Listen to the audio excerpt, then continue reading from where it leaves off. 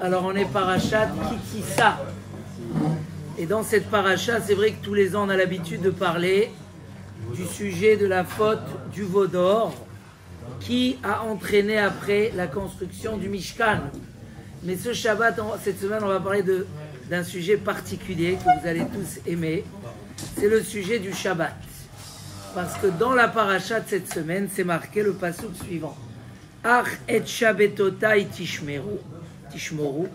Vous respecterez mes Shabbatot, Kiot iu benechem le dorotechem, car c'est un signe entre moi et vous pour toutes les générations.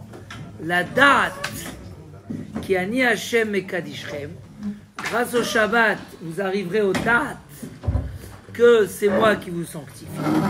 Veshamru bnei Israël et à Shabbat. Allez, la suite. La asot et à Shabbat les dorotam bnei Israël. Que les bnei Israël gardent le Shabbat pour faire le Shabbat pour toutes les générations, une alliance éternelle. Alors si vous remarquez, il y a ici des mots quand même qui cachent quelque chose. C'est quoi la date qui a ni Hashem et Kadishrem? En faisant le Shabbat, vous saurez que c'est moi qui vous sanctifie. Ça veut dire quoi? Il y a aussi quelque chose d'étonnant, on le dit tous les Shabbats matin. Veshamru bnei Israël et à Shabbat, la asot et à Shabbat. Pourquoi deux fois répéter le Shabbat? Et en plus, c'est quoi la asot et à Shabbat? Faire. Au début, tu dis garder le Shabbat, respecter le Shabbat, et après tu dis faire le Shabbat. C'est quoi le Shabbat? Alors, beaucoup de Sfarim parlent dans cette paracha sur ce secret qui se cache dans notre Shabbat. Il y a, quand quelqu'un commence à faire tchouva et commence à être shomer Shabbat, il a beaucoup de questions et de contraintes que vraiment quand il les exprime, c'est difficile de lui répondre. Comment on va occuper les enfants tout le Shabbat quand c'est des longs Shabbat? Comment on va faire s'en sortir avec la poussette Shabbat? J'ai fait un cours cette semaine sur le Shabbat et j'ai entendu des choses quand tu te dis vraiment, mais la personne, elle te dit que ça va être une souffrance terrible. Mais le problème, la seule réponse que j'ai pu donner à la personne, c'est que dès que tu vas faire le Shabbat, tu auras les bonnes solutions. J'avais pas d'autre réponse. Pourquoi? Parce que soit je comprends les arguments, soit je m'étonne sur ceux qui sont chômeurs Shabbat, comment chez eux le Shabbat est un tellement grand bonheur et ils n'ont pas ces problèmes-là. Ils n'ont pas ces problèmes. Quelque part, quand il y a vraiment un problème, la solution, elle est retrouvée par rapport au problème.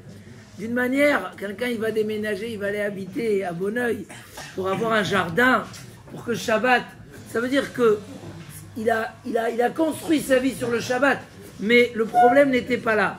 Donc, comment on peut comprendre que chez un qui ne fait pas encore le Shabbat, ça a l'air d'être un monde, et chez l'autre qui fait le Shabbat, paraît que ce n'est pas un monde. Les solutions sont déjà là avant de commencer le problème, mais c'est même un bonheur. Si tu lui disais fais autrement, il ne comprend pas, mais comment je peux faire autrement sans le Shabbat? C'est quoi le secret? Et le secret, il est dans ces mots-là du Shabbat. Il y a Veshamru bnei Israël et à Shabbat, et il y a la Asot et à Shabbat. C'est pas par hasard que c'est marqué deux fois Shabbat. Nos Chachamim disent il malé Israël shomrim shte Shabbatot miyad nig'alim. Si le Ham Israël respecte deux Shabbatot, ils ont tout de suite la Géoula. Pourquoi? Parce que c'est marqué ici deux fois le Shabbat. Alors c'est quoi l'explication? C'est quoi le secret? On sait que, je crois que c'était Antoninos en hébreu, qui a demandé à Rabbeinu Akadosh, votre plat du Shabbat, il a un parfum particulier. Vous savez que c'est une grande mitzvah de manger Shabbat matin, un plat chaud. Pour ceux qui veulent savoir comment garder la Keila sans qu'elle brûle, du matin au soir sur la plata, sans qu'elle brûle, il faut aller voir Damoya. Parce que ils vont trouver la solution. Mais c'est vrai que le Baal HaMaor, qui était un des grands commentateurs les Rishonim, ça fait 1000 ans peut-être derrière nous, en arrière. Il dit qu'il y a une mitzvah de manger du chaud Shabbat matin. Et il promet des choses énormes. Pourquoi? Il y a plusieurs raisons. Mais le midi, le parfum de cette dafina ou de cette kaila qui sent bon. Pour ça, moi, je suis pas très pour ceux qui font une petite... Bon, je veux pas changer les coutumes et les plats. Chacun, il fait comme il veut. Mais franchement, on sent mieux le Shabbat avec un plat qui a mijoté toute la nuit qu'un petit roast beef froid qui sort du frigidaire et qui est un peu réchauffé sur la plata. Excusez-moi, je viens pas donner d'avis. Je veux pas toucher à qui que ce soit. Mais Antoninus, il a demandé à Rabbeinu Akadosh, c'est quoi cette odeur? Alors il lui a dit, écoute, on a une épice qui s'appelle Shabbat. Il lui a dit, je t'en prie, dévoile-la moi. Hein? J'ai quelqu'un qui nous racontait, ils étaient du Maroc, comment les princes, les ministres, ils venaient chez eux manger. Et pour eux, la fina, c'était le plat. Il n'y avait pas un autre. C'est quoi cette épice? Il lui a répondu quoi? C'est une épice, Veshamrou bnei Israël est un Shabbat. Celui qui garde le Shabbat, il a cette épice. Celui qui garde le Shabbat, on a beau lui donner, il ne la sentira pas. C'est-à-dire, dans la réponse se cache quelque chose d'extraordinaire. C'est-à-dire, le Shabbat, dès que tu le vis, dès que tu le fais, ça y est, il n'y a plus de questions. C'est-à-dire quoi, les enfants, c'est les plus beaux moments. Ah, le mari va se reposer, la vache. Mais, oui, comme dans chaque chose, il faut trouver des solutions problématiques. Mais est-ce qu'ils sont résolus avant d'être là? Ou est-ce qu'ils sont un problème de vie et ça te fait arrêter ton Shabbat, Razé Shalom? Ça n'existe pas chez celui qui est Shomer Shabbat, qui est le Chata. Le bonheur est tellement grand que l'épice, elle est là tout seul. C'est vrai qu'il y a... Mais il y a quelque chose de très profond dans ce Shabbat-là. Alors là, j'ai lu ce matin 2 idées. J'aimerais dire les deux, mais on va commencer par celle de Rabbi Tzadok HaKohen, qui est extraordinaire. D'abord, il dit en fait, il y a 2 Shabbats. Il y a Adam Arishon, il a été créé, il est rentré dans le premier Shabbat. Le premier Shabbat, c'est Akadosh Baruch Hu qui nous le donne. Chacun a goûté déjà c'est quoi un Shabbat. Il a goûté c'est quoi le parfum du Shabbat. Mais ce parfum-là, il a pour but de parfumer tout ce qu'on va faire la semaine d'après, d'une manière où le deuxième Shabbat, c'est nous qui allons le faire. La Hasot et à Shabbat. La Hasot et à Shabbat, ça veut dire qu'Akadosh Baruch Hu, au départ, il est mashpia alenu. Il y a une marloquette dans la Gemara, quelqu'un qui se retrouve dans le désert, il ne sait pas c'est quand Shabbat. Premier avis, il dit, tu fais tout de suite. Premier jour qui arrive, tu ne sais pas, tu as perdu le compte, tu fais le Shabbat. Deuxième avis, il dit non, tu comptes 6 jours, et après, tu commences à faire Shabbat. C'est quoi leur débat? Est-ce que dans ce cas-là, il vaut mieux prendre le Shabbat qui descend du ciel, où j'ai rien fait, je sens le Gan Eden du Shabbat, mais En Olam Haba Yom Shabbat Menucha, ou il vaut mieux faire le deuxième qui est déjà celui qui est le résultat de notre travail. Il ramène ici une marloquette dans le Yerushalmi, qui va un peu donner un peu cette idée, c'est quoi la Sot et ta Shabbat. Il y a une marloquette là-bas, il y a un premier avis qui dit Lo nitnu Shabbatot v'yamim tovim, ela la achila veshtia. Les Shabbatot ont été donnés au peuple d'Israël pour manger, boire, profiter, se reposer. Et ils ont autorisé d'étudier la Torah Shabbat.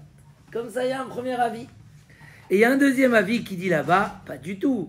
Lo nitnu Shabbatot v'yamim tovim, ela la asok ba'em baTorah. Les Shabbatot ont été donnés au peuple d'Israël pour qu'ils arrêtent de travailler ce jour-là et qu'ils profitent d'étudier la Torah.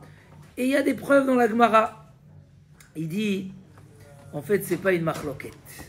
D'après les deux, c'est sûr qu'il faut étudier la Torah Shabbat. Il n'y a pas un moment de bonheur sans qu'on ait ce côté spirituel. Mais celui qui veut dire que, il veut dire, tu n'as pas besoin de la Torah pour faire ton Shabbat. La Torah, elle va donner un plus et une grandeur à ton Shabbat. Mais le Shabbat, c'est cette tranquillité de se faire à soi-même. D'être capable, sans téléphone, sans voiture, sans conseil, qu'il y a des gens, s'ils ne vont pas faire les courses, ils ne sont pas bien dans leur peau. S'ils ne sortent pas, ils ne sont pas bien dans leur peau. Aujourd'hui, depuis que le téléphone est arrivé, le iPhone est arrivé, les gens, s'ils n'ont pas de téléphone, ils ne peuvent pas s'asseoir sur un fauteuil et profiter d'eux-mêmes, profiter de leur famille. C'est quelque chose de tellement vrai. La nervosité fait que j'ai besoin de me faire par des choses d'extérieur. Et la Sot et ta Shabbat, c'est quoi? C'est qu'à travers le premier Shabbat où tu as goûté à ce goût, il y a quelque chose qui existe. Comment des gens, je crois que là-dessus je peux parler des heures, mais je vais essayer de résumer. Quand je commence à rentrer, il y a des gens que, tout simplement, quand ils font pas, ils sont nerveux. Sans faire, sans agir, sans être actif. Ça devient une nervosité terrible. Ils ne peuvent pas. Comment un homme qui a le téléphone dans les mains, tous les secondes, même quand il parle avec sa femme ou avec ses enfants parce qu'il ne peut pas le lâcher, comment le Shabbat, il est bien sans téléphone pendant 24 heures? C'est quoi l'explication? C'est quoi le pshat? C'est que le Shabbat, quelque part, on se fait autrement que ce qu'on est par des choses dépendantes à l'extérieur de nous. Et ça, c'est une retrouvaille de soi à un niveau. Pour ça, il y a un avis qui dit, ne parlons pas d'études Shabbat. Le Shabbat, c'est nous-mêmes, c'est un bonheur. Quand on dit, mais en olam haba yom Shabbat menucha, tu as des gens qui restent et mettent les sfarim, ils motivent énormément à le faire. Que le repas de Shabbat, ça ne soit pas 2 minutes, on mange, et chacun sur son fauteuil. En d'avoir casé. Tous les enfants à table, et il y a des gens qui chantent pendant des heures. Tu te poses la question, mais qu'est-ce que vous avez à chanter? Tu les sens dans un sphère avec des piyutim. Hein, voilà, il y a David ici qui aime bien les piyutim. Tu dis, mais Ribono Shel Olam, des fois tu dis peut-être c'est même Bitul Torah.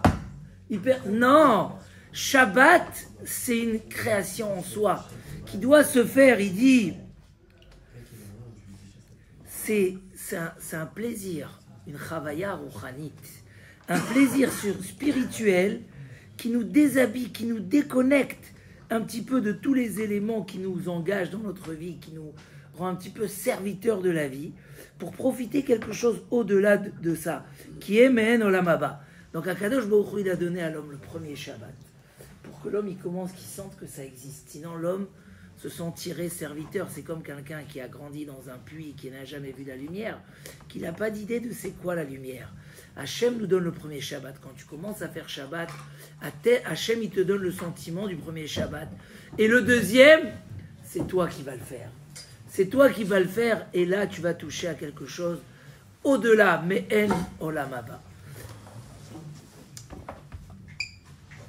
Le Zohar HaKadosh, il écrit comme ça. Il faut que je vous lise cette phrase. Mine midbarchin, juste écoute la phrase. Mine midbarchin kuleyomin. Du jour du Shabbat se bénissent tous les jours de la semaine.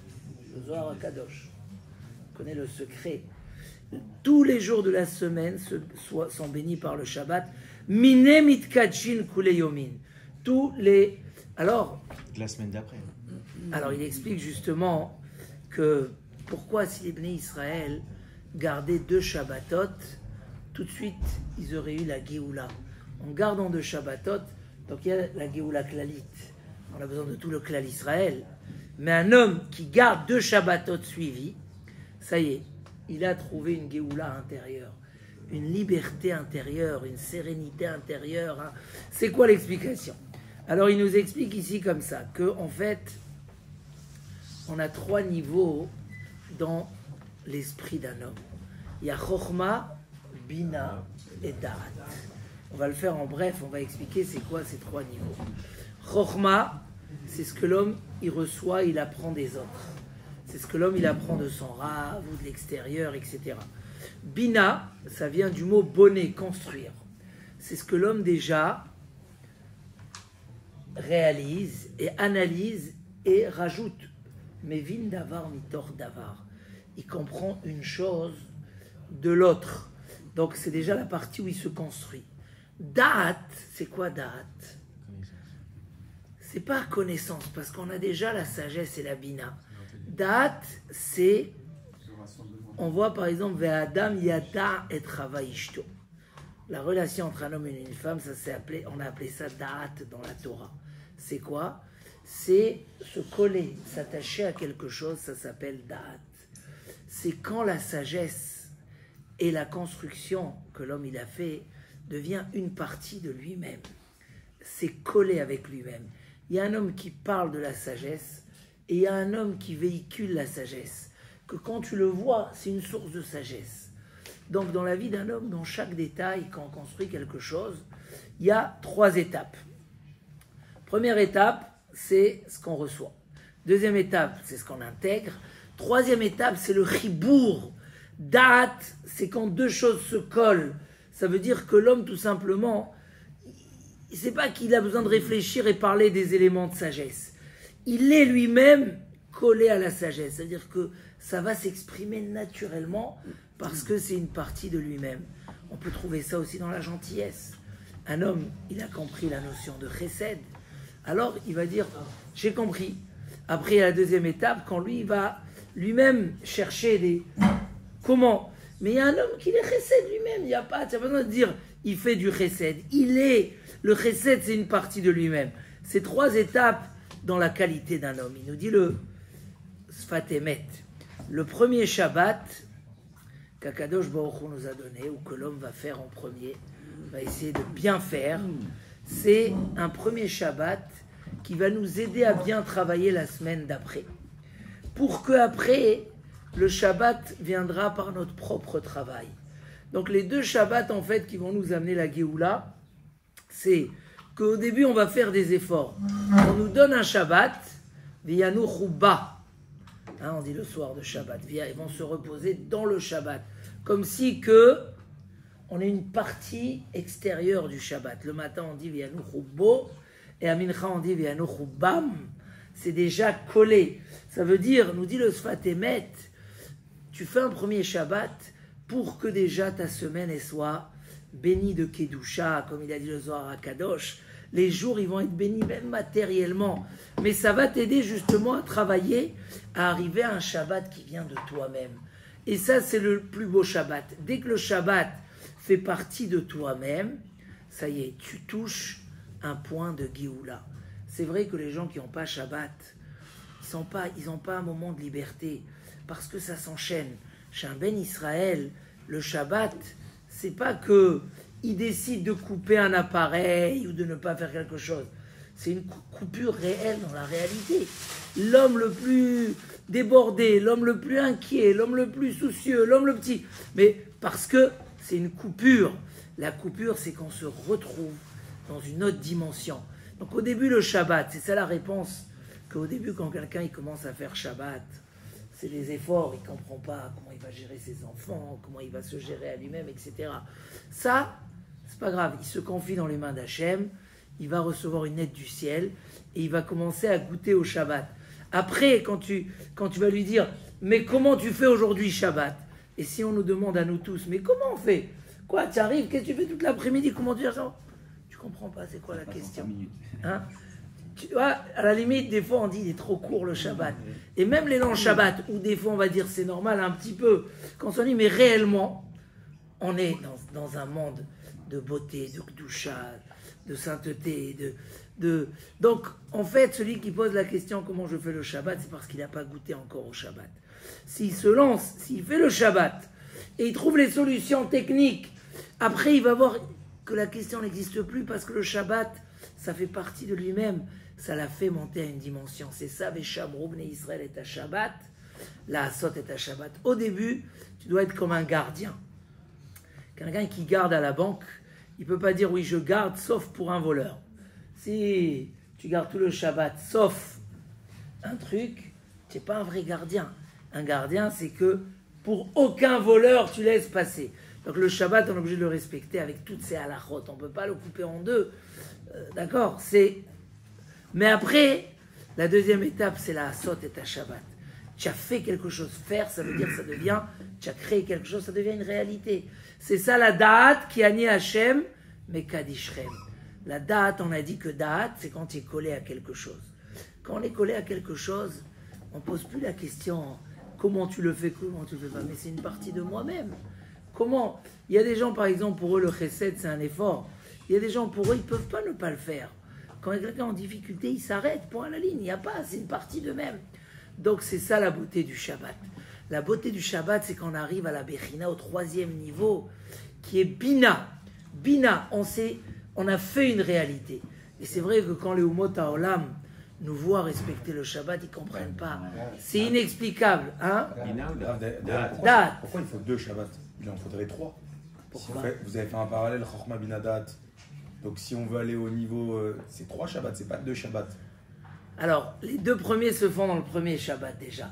Et D'après le Sfat Emet, le Lachon Sfat Emet, c'est la semaine, le travail personnel. Il dit le premier Shabbat, c'est une préparation pour que dans la semaine, il y ait un vrai travail. Et après, il y aura un beau Shabbat correct qui vient après des jours du travail. C'est-à-dire qu'après les jours du travail, tu vas mieux comprendre qu'est-ce que le Shabbat, il a un effet comme toi. Construire, c'est préparer en fait le deuxième Shabbat. C'est les 7 jours de la semaine. Ça fait Chokhma le premier Shabbat, Bina la semaine et Da'at Et Da'at le troisième. Al-Kol Panim, c'est qui n'aime pas le Shabbat, mais En Olam Haba, ça touche d'autres sphères, mais pas comme quelque chose qu'on essaye de goûter. On le vit vraiment. Mais En Olam Haba, un homme, il touche une autre dimension. Donc ça vaut la peine quand un homme il devient Shomer Shabbat ou qu'on veut renforcer son Shabbat, qu'on rajoute de la Torah Shabbat pour lui donner encore plus de force. Ça nous fait toucher, pas rien qu'à un bonheur, mais ça donne à notre vie une autre dimension, même dans les jours de la semaine. Et c'est ce qui dit que tous les jours de la semaine sont bénis pour le Shabbat, parce que tu n'es pas un homme matériel que sur terre qui gère avec des éléments matériels. Tu as des outils miraculeux et spirituels qui donnent à ton travail. C'est comme un artiste. Deux artistes les mêmes, il y a un qui te fait un truc, ça, tu le vends à 50 €, et il y a un Picasso, tu vas le vendre à... Pourquoi ? Parce qu'il y a un truc miraculeux qui s'explique pas. Il y a des gens qui ont des patients, tu dis, mais il n'y a pas, c'est... Hein ? J'ai vu quelqu'un, par exemple, il a une... qui fait un buffet d'Az, il y a un qui fait un buffet de top. Les mêmes... Pareil. Mais c'est vrai, on le remarque. Des fois, tu as la même apparence dans les petits pains du Shabbat et le kiddush, etc. Tu goûtes, je sais pas, tu n'as pas envie de reprendre un deuxième. Et des fois, tu en prends 3 ou 4 parce qu'il y a une passion, une neshama dans la chose. Et le Shabbat nous donne la neshama dans tout ce qu'on fait, dans tout ce qu'on est. Et ça, c'est le bonheur du Shabbat. Je termine, puisqu'on a traîné un peu, je termine avec ce grand chidouche que dans les 10 commandements, c'est marqué Zachor et Shamor. Une fois Zachor, une fois Shamor. Il dit le Pachad Yitzhak, on peut faire un grand shiur là-dessus, mais vraiment sur le bout de l'aiguille. De même que Zachor, c'est un bonheur extraordinaire. Qui n'aime pas les repas du Shabbat, les plats du Shabbat? Le repos du Shabbat, il a un goût spécial parce qu'il n'y a rien qui te toque dans la tête et qui te dit mais réveille-toi vite, etc. Tu es dans un repos profond. Donc, tout le monde aime le Zachor. Le Shamor, c'est les interdits, on ne les comprend pas très bien. Dans les 10 commandements, numéro 1 de Yitro, c'est marqué Zachor. Dans les 10 commandements de Vaetranan, c'est marqué Shamor. Dieu, il les a dit dans le même mot. En même temps, Bédibour Echad, pour te dire le jour où tu vas comprendre qu'est-ce que les contraintes du Shabbat t'ont amené. Ce n'était pas des contraintes, c'est on a enlevé des choses qui pourraient te déranger Shabbat.